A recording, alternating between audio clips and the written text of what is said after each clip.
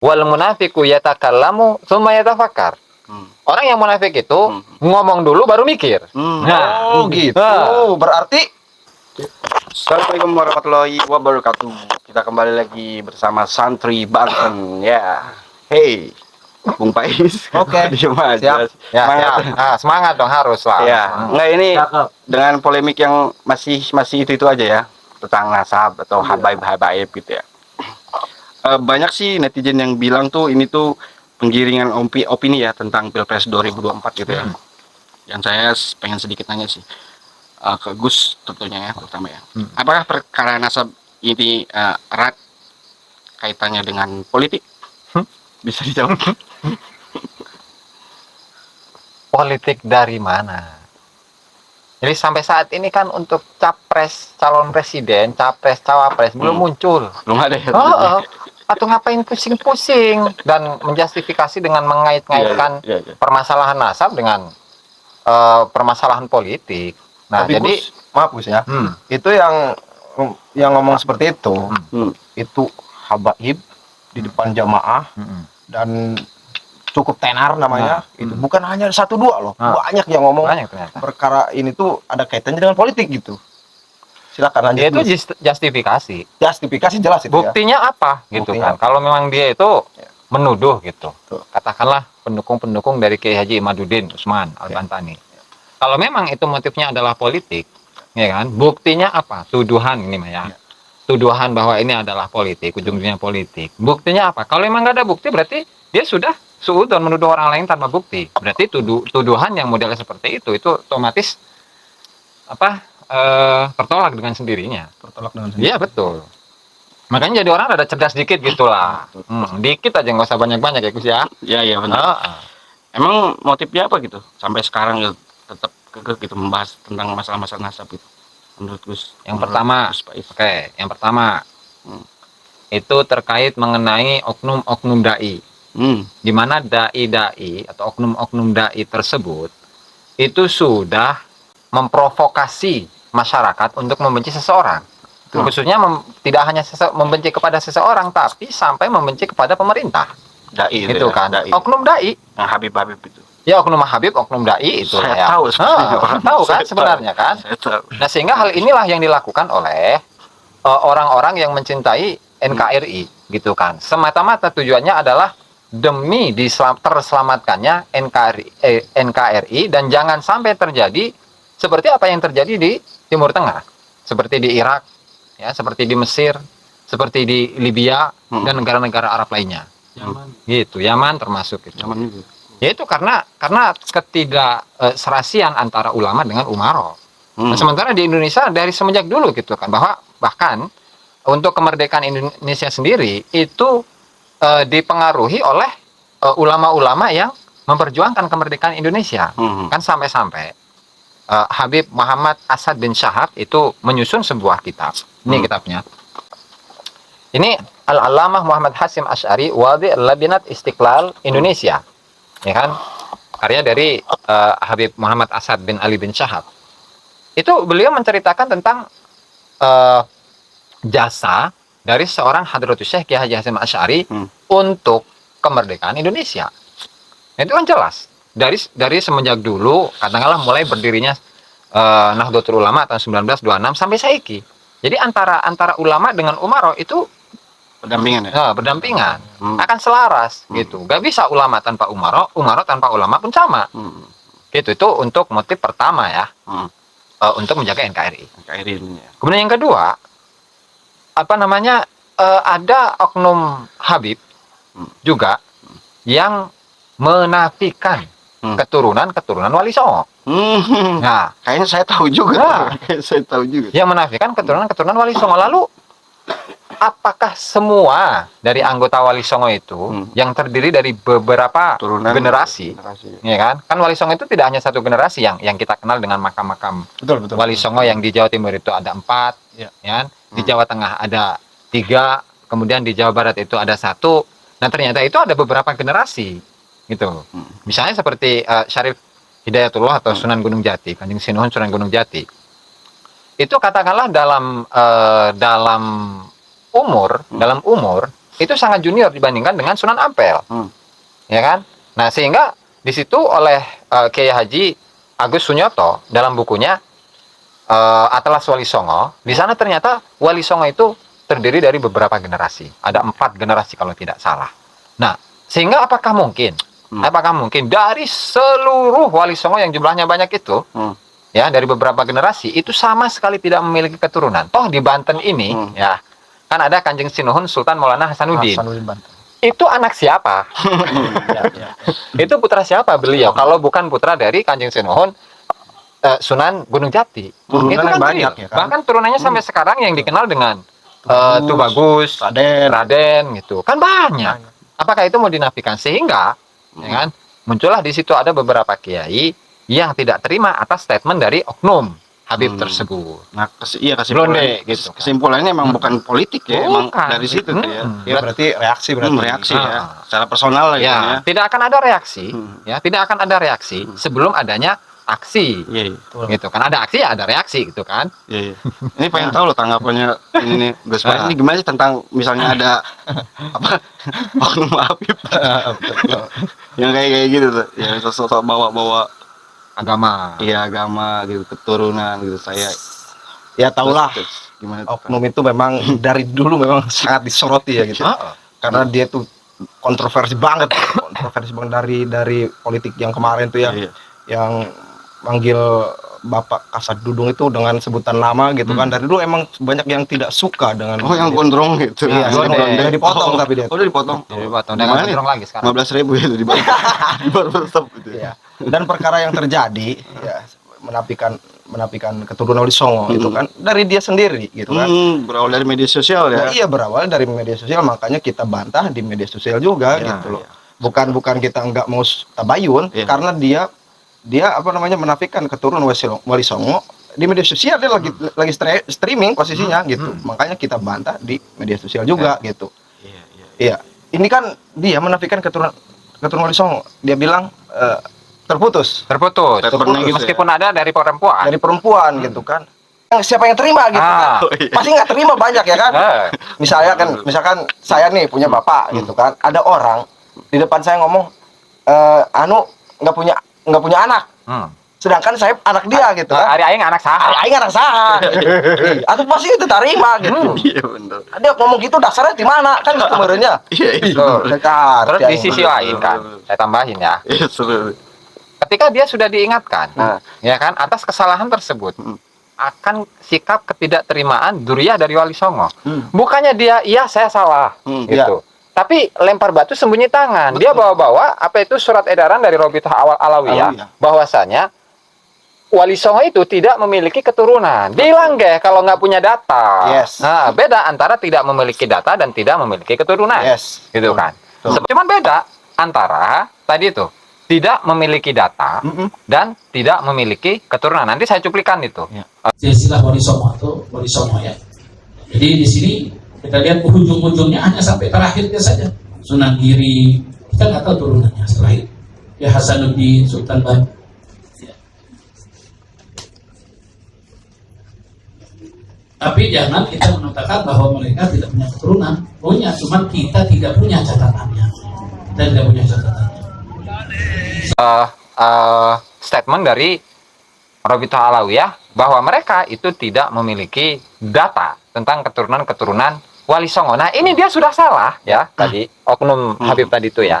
Dia itu sudah salah, tetapi bukannya minta maaf, bukannya lurus, bukannya menerima akan kesalahan dia sendiri, tapi justru nantang-nantang sampai hari kiamat saya tidak akan mau minta maaf.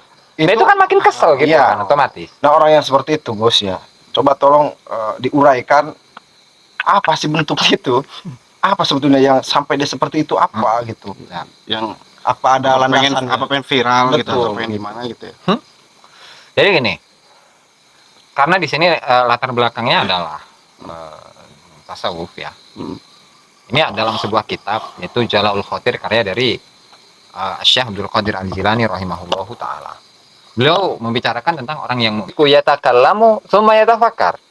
Orang yang munafik itu ngomong dulu baru mikir. Oh gitu. Nah. Berarti Ya, nggak itu boleh mah kita menjustifikasi. netizen itu mah. Ya harus silakan, menjawab netizen. nilai sendiri.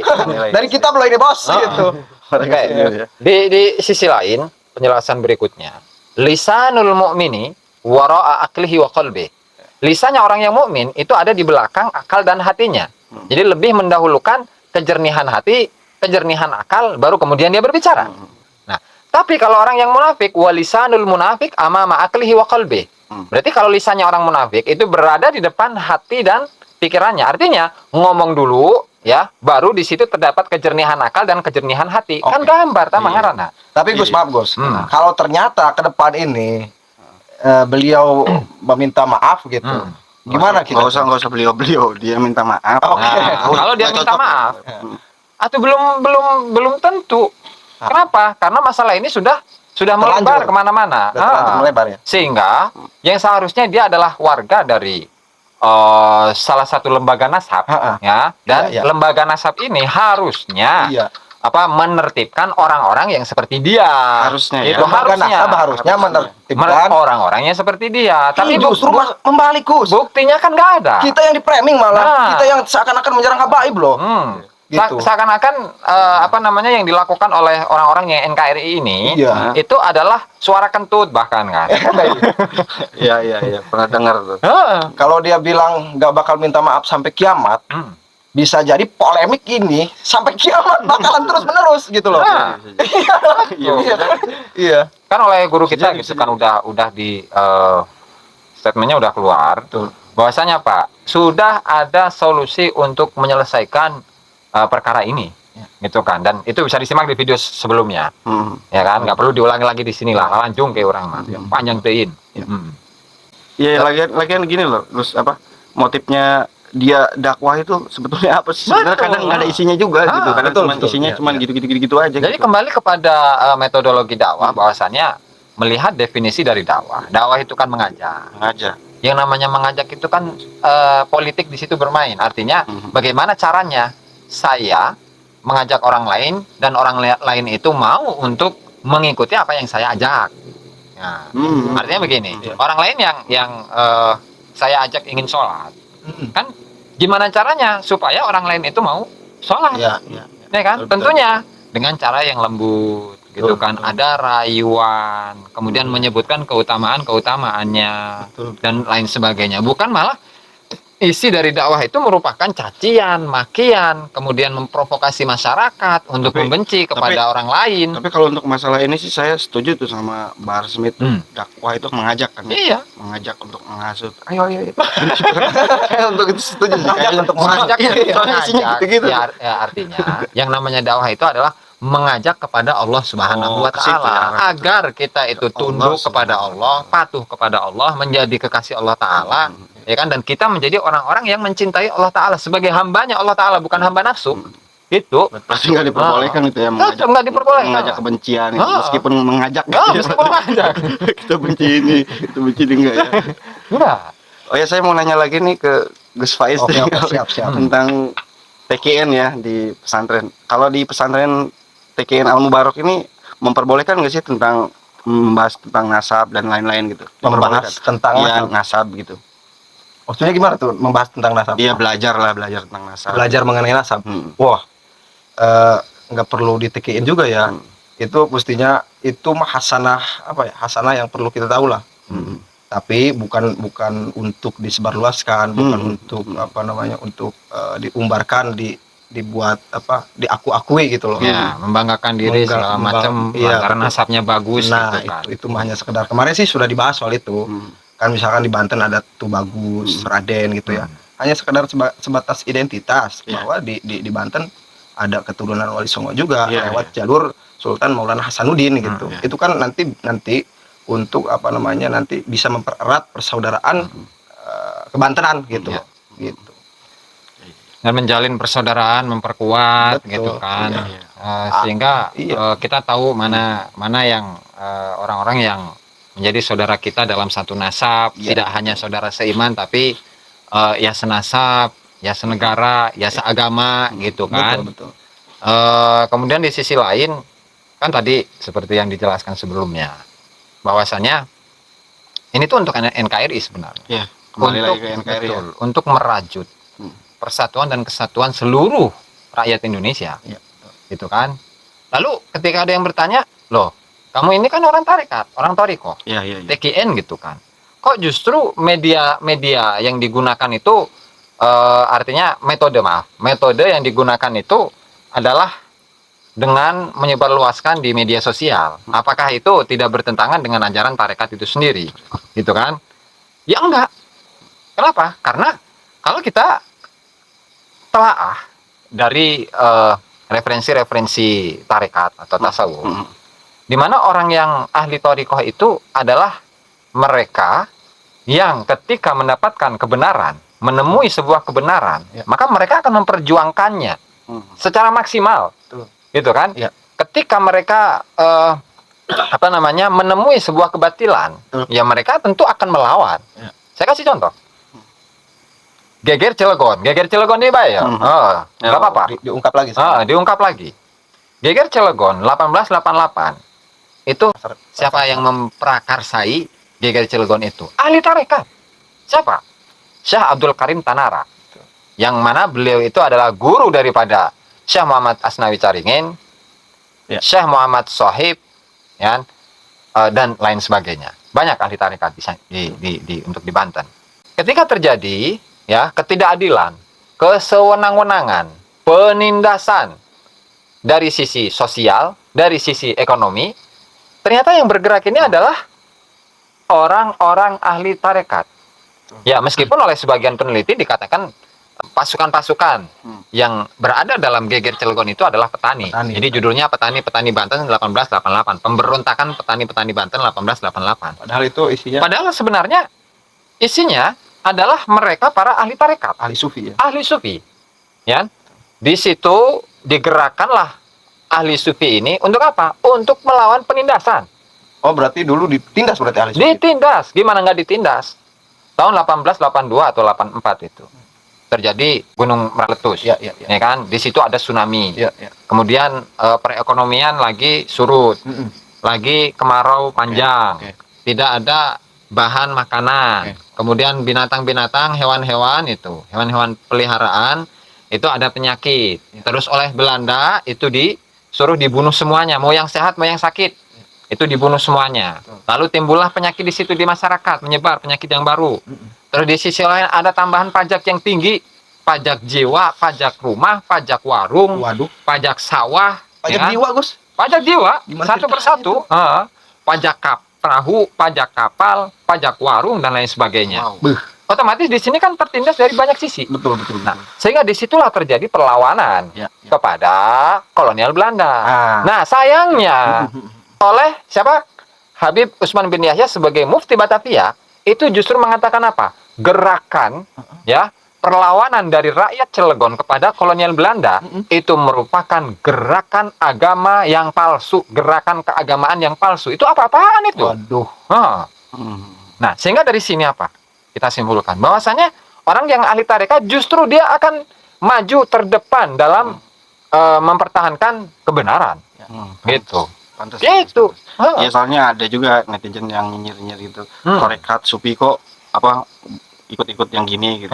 Dia nggak tahu. Nggak tahu isinya. dari awal mungkin. Nggak tahu sejarah dan nggak tahu pendalaman materi dalam tasawuf itu seperti apa, gitu kan. Harus ngaji lagi berarti. Oke, benar. Jadi, Wali Songo, ya kan? Wali Songo yang saat itu mereka itu katakanlah memiliki hubungan dekat dengan kerajaan Demak. Ya. Yang saat itu raja pertamanya itu adalah Raden Patah. Betul. Saya tanya, Wali Songo itu latar belakangnya apa? Ya tasawuf, ya tarekat. Betul. Tapi ketika mereka itu kerjasama dengan kerajaan Demak untuk melawan Majapahit, apakah mereka tidak ikut andil? Ikut andil. Kenapa? Karena ini dengan tujuan tadi membela kebenaran. Betul. Mereka kerajaan Demak ini dalam keadaan diserang. Ya. Nah, sehingga untuk mempertahankan diri, mempertahankan daerah, mempertahankan tanah air, sehingga mereka majulah mereka yang terdepan. Gitu. Nah, sehingga dakwah mereka diterima di semua lini gitu kan, sampai ya bisa dikatakan mereka itu bisa untuk mengislamkan seluruh atau mayoritas penduduk di Pulau Jawa ini, bahkan di Nusantara secara umum, gitu kan? Nah sehingga salah yang berkesimpulan bahwasanya tarekat itu adalah orang yang diam, cek saha. Tasawuf itu adalah orang yang diam. Kata siapa? Ngaji dulu yang bener loh. Gitu. Kalau di lagu maju tak gentar membela yang benar. Ya. Pantas, bener. pantas wajar. Ah. Wajar. Hmm. Kayaknya sih kalau saya sih cukup ini sih apa penjelasannya detail. Barangkali ada yang mau ditambah?